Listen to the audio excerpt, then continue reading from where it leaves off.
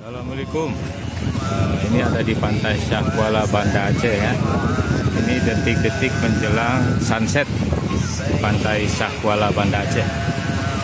Masih ada sebagian orang yang melakukan aktivitas ya di laut ini. Ada yang berenang ya. Nah, ini ombaknya seperti ini.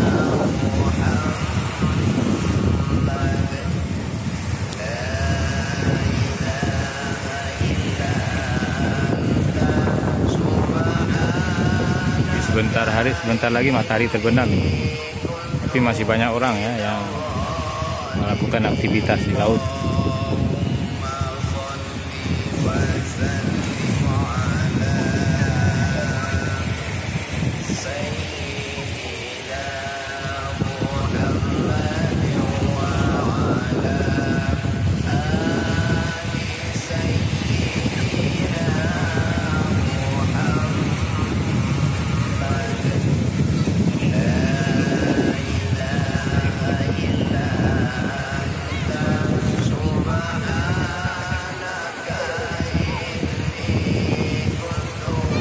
Oke, begitu saja informasinya. Assalamualaikum.